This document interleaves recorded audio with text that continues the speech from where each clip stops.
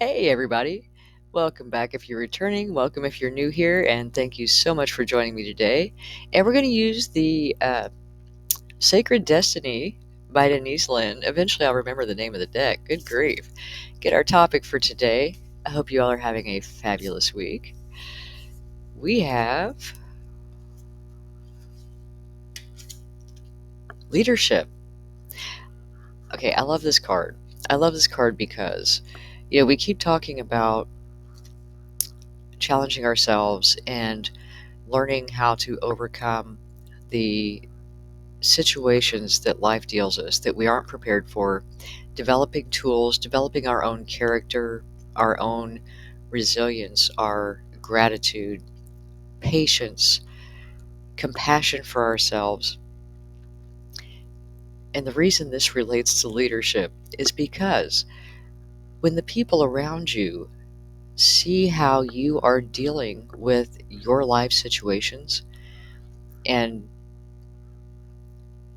in my experience, and this is why I wrote the book, the people in my circles have not been exposed to the coping mechanisms, how to deal with their emotions, understanding life in general, like how we can survive and thrive regardless of what life throws at us, turning it into a positive scenario and coming out the other side smelling like roses, even though you just got drugged through horse shit.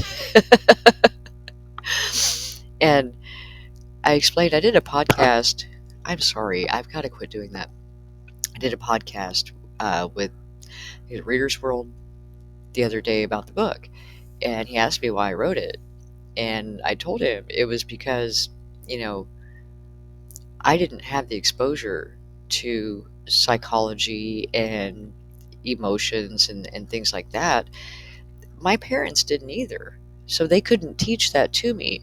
But that my target audience is not like the people that are attending Tony Robbins seminars.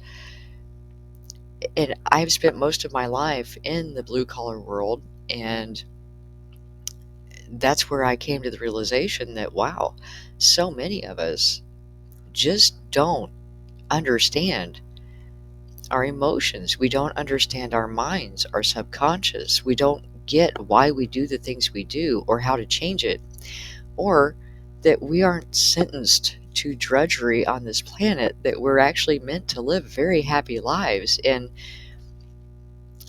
I wasn't the only one who was just struggling, day to day struggling. Life was happening to me, and I didn't know what the hell to do about it.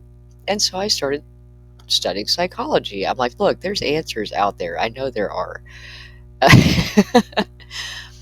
And what happens by default when you start to learn these things and people see you overcoming obstacles and maintaining positivity, and your energetic presence is just sunshine and stability, and they realize that when they're around you they feel better, and when they're having problems, if they don't know what to do, they can talk to you and you can help them figure it out. You accidentally become a leader.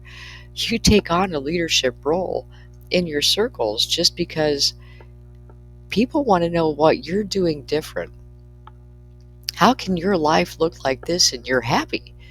And every time some shit goes down for you, you come out better on the other side, even though it doesn't look like it's even a possibility. Like, how does that even happen? And so leadership is almost a default of personal growth. And we're really in a time collectively where we need people who can help lead others to living better lives, to better self understanding. Even just having the encouragement of someone who, for the most part, has their shit together, because there is so much changing, and there's uncertainty. And unfortunately, like, I don't watch the news. The only time my TV is on is so that my dogs can watch dog TV. I started that when I was working before, um, It's soothing for them. Miley actually watches the TV like she's taking virtual walks. She loves it. And Cricket, the music from the dog TV helps her anxiety because she has horrendous separation anxiety. We actually got Miley as a emotional support animal for Cricket.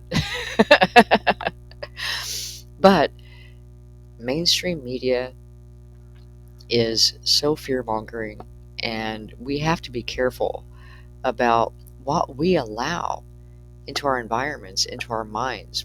What music, what books, even social media. What are you feeding your brain? And it's if we follow the status quo, the majority, at least the people in my circles, they go to work, they come home, they eat something, watch TV, and go to bed. Do it all over the next day. And I thought that's what you did, so that's what I did for the longest time. And then I realized that what I was getting off the TV was really poisoning my brain and leaving me in a state of anxiety watching the news. You know, uh, even a lot of the television shows were drama and negativity, and it's subtle. Like I didn't recognize it when that was my habit. It was just like, oh, that's what everybody's watching. And now, like, no one in my circle ever says, "Hey, did you see the?" No, no, I didn't. I haven't. Haven't been to the movies. Haven't been to Now, books. I enjoy books, but there again, I'm very selective about what I'm putting into my mind. And when I started telling people this, my guy and I both, they're like, "What do you mean you don't watch TV? What do you do?" like, like, how do you even exist if you're not watching television? And it's like, well, we'll sit outside, we talk to each other, which amazingly is great for your relationship. Um, we'll play with the dogs in the yard. We'll all read, and it's just we have a workout room now. Yay! I miss that so desperately. I haven't had one because I wasn't able to work out, but getting that tension out of your body. And so many people will say, well, I don't have time to eat healthy. I don't have time to work out. I don't have time. Where are you spending your time? And that's another thing about leadership, because if you want a different outcome, you have to do something different. So apparently, I live real close to the tornado siren, which is good overall, but they test it at a specific time every week, and I apparently wasn't paying attention last week. This is my second week here. And I'm like, oh, well, that's awful. So, but as far as the leadership, if you want a different outcome, you have to do things differently than the people who are having the same outcomes you don't want anymore. And by doing different things, trying what works for you. I share the things that work for me, but everybody's different. We are not one size fits all.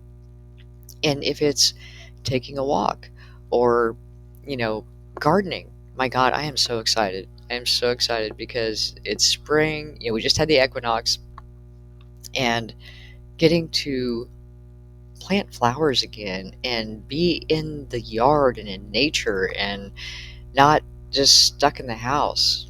Like, yeah, I literally feel like I have a whole new lease on life where now that my health is better, I've got all these things that I haven't been able to do that I can't wait to do. I'm like a little kid right now. Like, oh my gosh.